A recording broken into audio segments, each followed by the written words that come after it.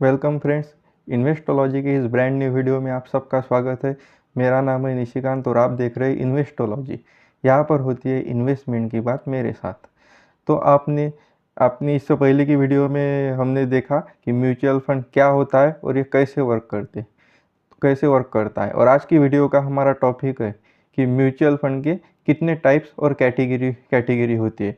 तो आज की वीडियो में हम ये सारी बातें कवर करेंगे कि म्यूचुअल फंड के कितने टाइप्स होते हैं और ये कैसे वर्क करता है। इससे पहले हम वीडियो की शुरुआत करें इससे पहले यदि आप हमारे यूट्यूब चैनल इन्वेस्टोलॉजी पर नए हैं तो आप इसी तरह के इंफॉर्मेटिव वीडियोस देखने के लिए आप हमारे एजुकेशनल यूट्यूब चैनल इन्वेस्टोलॉजी को सब्सक्राइब कर सकते हैं। तो चलिए वीडियो को शुरुआत करते हैं। तो म्यूचुअल फंड में आमतौर पर दो असेट क्लास होते हैं, एक होता है इक्विटी और दूसरा होता है डेब्ट। तो इक्विटी म्यूचुअल फंड कंपनी के शेयर्स और शेयर्स में इन्वेस्ट करते हैं और डेब्ट म्यूचुअल फंड कंपनी को पैसे लेंड करके रिटर्न्स जनरेट करते हैं। तो चलिए इन बातों का ध्यान रखते हुए इसके इस वीडियो में हम डिफरेंट टाइप के म्यूचुअल फंड को देखते हैं। तो इसमें सबसे पहली म्यूचुअल फंड की कैटेगरी आ जाती है डेट म्यूचुअल फंड। तो डेट म्यूचुअल फंड को लो रिस्क फंड भी कहा जाता है क्योंकि इसमें जो फंड मैनेजर है वो टॉप रिलेटेड कंपनी को अपने पैसे शॉर्ट पीरियड के लिए लेंड कर दे और उससे रिटर्न जनरेट कर दे। इसलिए डेट म्यूचुअल फंड में जो रिस्क होता है वो लगभग ना के बराबर होता है।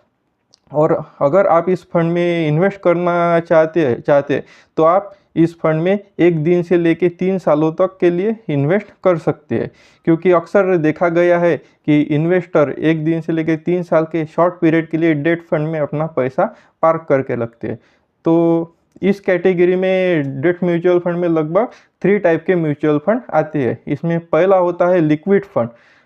लिक्विड फंड एक पर्टिकुलर डेट फंड की कैटेगरी होती है जो अपने पैसों को 21 डेज की मैच्योरिटी वाले बॉन्ड में इन्वेस्ट करती है जिनका मैच्योरिटी पीरियड लगभग 1 से लेकर 91 डेज के बीच में होता है। इसके बाद दूसरी कैटेगरी इसमें आ जाती है अल्ट्रा शॉर्ट ड्यूरेशन फंड। इसमें फंड मैनेजर आपके पैसों को ऐसे बॉन्ड्स में इन्वेस्ट करता है जिसका मैच्योरिटी पीरियड लगभग 3 मंथ से लेके 6 मंथ के बीच में होता है।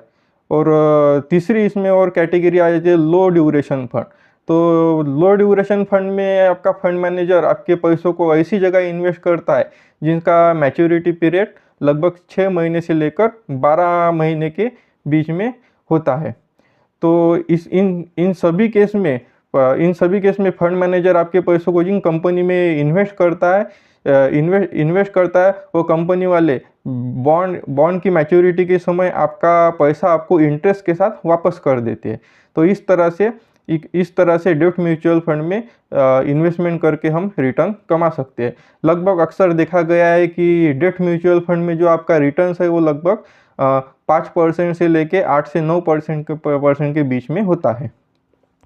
तो म्यूचुअल फंड की दूसरी कैटेगरी में आ जाती है दूसरी कैटेगरी होती है टैक्स सेविंग फंड, जिसे हम ELSS फंड भी कहते हैं। ELSS म्यूचुअल फंड में इन्वेस्ट करके आप इनकम टैक्स के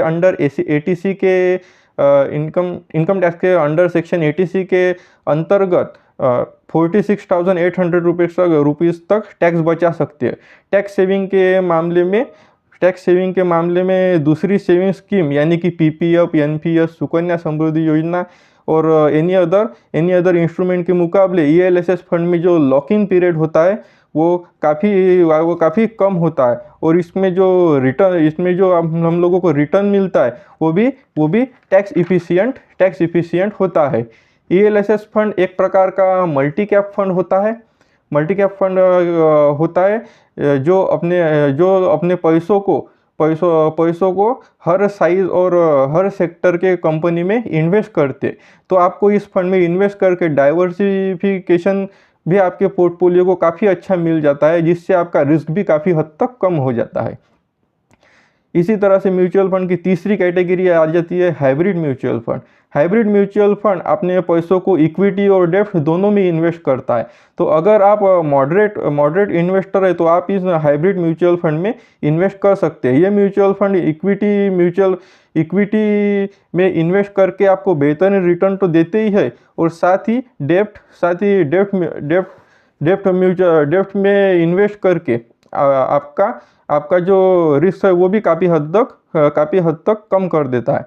और इसमें जो इसका जो ELSS फंड का जो पोर्टफोलियो होता है उसमें इक्विटी और डेट दोनों का बेहतरीन कॉम्बिनेशन होता है, जिससे आपका रिस्क जो है वो काफ़ी हद तक कम हो जाता है। तो और इसी तरह से हाइब्रिड म्यूचुअल फंड जो है वो आपके पोर्टफोलियो को स्टेबिलिटी प्रोवाइड करने का भी काम करता है। तो इस फंड में इन्वेस्ट करके भी आप बेहतरीन रिटर्न जनरेट कर सकते हैं। अगर आप 3 से 5 साल के लिए अपने पैसों को इन्वेस्ट करना चाहते हैं तो आप हाइब्रिड म्यूचुअल फंड को कंसीडर कर सकते हैं। तो हाइब्रिड म्यूचुअल फंड में भी लगभग तीन सब कैटेगरी होती है। एक होता है मॉडरेट रिस्क फंड, दूसरा होता है अग्रेसिव हाइब्रिड फंड, और तीसरा होता है कंजर्वेटिव हाइब्रिड फंड। ये 3 कैटेगरी हाइब्रिड म्यूचुअल फंड में आती है।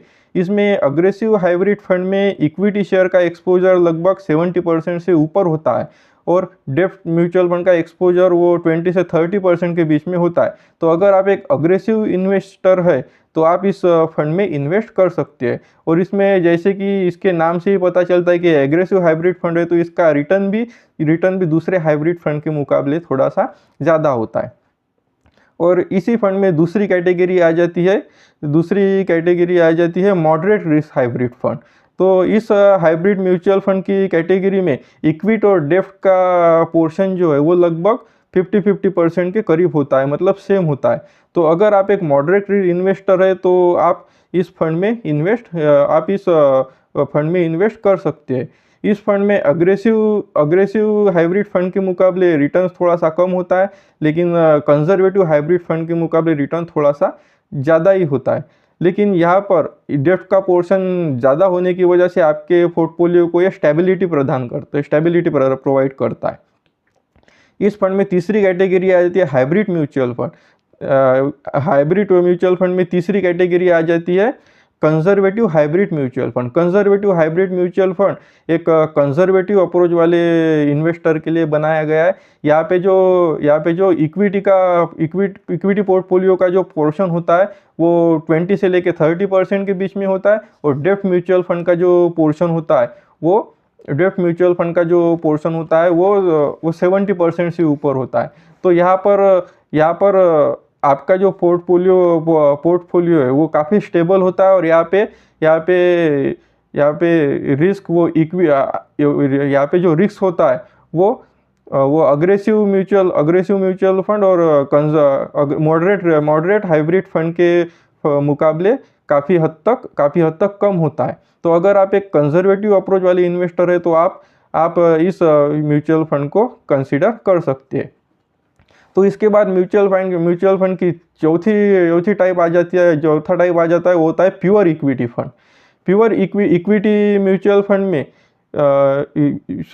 प्योर इक्विटी म्यूचुअल फंड जो होता है इसमें ये काफ़ी रिस्की कैटेगरी हो जाती है, क्योंकि इसमें इस कैटेगरी में जो आपका पैसा है वो लगभग इक्विटी शेयर में इन्वेस्ट होता है। तो यहाँ पर रिस्क भी काफ़ी बढ़ जाता है। लेकिन इसी के साथ साथ इक्विटी म्यूचुअल फंड में जो रिस्क ज़्यादा होता है, तो इस इक्विटी म्यूचुअल फंड में रिटर्न जनरेट करने की कैपेसिटी भी काफ़ी हद तक बहुत ज़्यादा होती है। खास तौर पे जो अग्रेसिव इन्वेस्टर है वो इक्विटी म्यूचुअल फंड के साथ ही अपनी वेल्थ क्रिएट करते हैं। तो अगर आप भी और ऐसा भी देखा गया है कि अगर आप इक्विटी म्यूचुअल फंड में लॉन्ग टर्म तक इन्वेस्ट करते हैं तो आप भी अपनी अच्छी खासी वेल्थ क्रिएट कर सकते हैं। तो इक्विटी म्यूचुअल फंड में भी लगभग 3 से 4 कैटेगरी होती है। तो इसमें सबसे पहला टाइप होता है लार्ज कैप म्यूचुअल फंड और ब्लू चिप म्यूचुअल फंड। जैसे कि इसके नाम से ही पता चलता है कि लार्ज कैप म्यूचुअल फंड ये इंडिया की टॉप 100 कंपनी में इन्वेस्ट करता है। ये कंपनी काफ़ी वेल इस्टेब्लिश होती है। तो इसमें जो रिस्क होता है वो काफ़ी हद तक कम होता है। और लार्ज कैप म्यूचुअल फंड में रिटर्न भी आपको मार्केट के हिसाब से ठीक ठाक मिल जाता है। तो equity large cap mutual fund को आप एक तरह से ब्लू चिप फंड भी बोल सकते हैं। तो इसमें जो कंपनीज होती है वो इंडिया की 1 से लेकर टॉप 100 कंपनीज इसके पोर्टफोलियो में शामिल होती है। इस कैटेगरी में दूसरी कैटेगरी जाती है mid cap mutual fund. Mid cap mutual fund की कैटेगरी में फंड मैनेजर आपके पैसों को ऐसी कंपनी में इन्वेस्ट करता है जो इंडिया की टॉप 101 से लेके 250 के बीच में आती है। मतलब जो इंडिया की टॉप 100 कंपनियों को छोड़ के उसके बाद की जो 150 कंपनीज आती है वो सारी की सारी मिड कैप कंपनीज होती है। यह कंपनी लार्ज कैप के मुकाबले थोड़ी सी रिस्की होती है, लेकिन स्मॉल कैप के मुकाबले बहुत ही इस्टेब्लिश और अपनी ग्रोथ फेज में होती है। तो इन मिड कैप फंड में जो रिटर्न जनरेट करने का जो पोटेंशियल होता है वो लार्ज कैप फंड के मुकाबले काफ़ी ज़्यादा होता है। तो अगर आप मिड कैप फंड में इन्वेस्ट करते हो तो आप लार्ज कैप के मुकाबले भी ठीक ठाक रिटर्न जनरेट कर सकते हैं। इस फंड में तीसरी कैटेगरी इक्विटी म्यूचुअल फंड में आ जाती है स्मॉल कैप फंड। ये small cap fund equity mutual fund की सबसे रिस्की कैटेगरी होती है, क्योंकि इसमें जो कंपनीज इसके पोर्टफोलियो में जो कंपनीज होती है वो लार्ज कैप और मिड कैप को छोड़ के जो 250 कंपनीज के बाद की जितनी भी कंपनीज आती है वो सारी स्मॉल कैप कंपनी इसके पोर्टफोलियो में होती है। ये कंपनी काफ़ी हद तक इस्टेब्लिश तो नहीं होती, लेकिन इन्हीं कंपनी में रिटर्न्स देने का जो पोटेंशियल होता है वो सबसे ज़्यादा होता है, क्योंकि यही कंपनी फ्यूचर में चल के मिड कैप या लार्ज कैप बन सकती है। तो अगर आप एक अग्रेसिव इन्वेस्टर है तो आप स्मॉल कैप फंड का कुछ पोर्शन अपने पोर्टफोलियो में लक्ष्य रख सकते हैं, क्योंकि स्मॉल कैप म्यूचुअल फंड आपके पोर्टफोलियो का जो रिटर्न्स है वो काफ़ी हद तक बढ़ा देता है। तो इसी तरह से इक्विटी म्यूचुअल फंड में चौथी कैटेगरी आ जाती है फ्लेक्सी कैप फंड। लगभग इस फंड को हम लार्ज कैप म्यूचुअल फंड भी कह सकते हैं, क्योंकि यहाँ पर फंड मैनेजर को पूरी फ्लेक्सिबिलिटी होती है कि वो लार्ज कैप, मिड कैप और स्मॉल कैप स्टॉक में इन्वेस्ट करके रिटर्न जनरेट कर सकता है। क्योंकि यहाँ इस फंड के नाम से ही पता चलता है कि ये फ्लेक्सी कैप म्यूचुअल फंड की कैटेगरी होती है। तो यहाँ पर फंड मैनेजर के पास पूरा फ्रीडम होता है कि वो मार्केट कैप के हिसाब से आपके पैसे को देश की टॉप 50 कंपनीज के स्टॉक में इन्वेस्ट करे और वहाँ से आपको बेहतरीन रिटर्न्स बना के दे। तो अगर आपको आपके पोर्टफोलियो में लार्ज कैप का भी पोर्शन रखना है और आपको मार्केट के हिसाब से रिटर्न जनरेट करना है, तो आप अपने पोर्टफोलियो में फ्लेक्सी कैप म्यूचुअल फंड को जगह दे सकते हैं। और इस फंड में चौथी कैटेगरी आ जाती है मल्टी कैप फंड।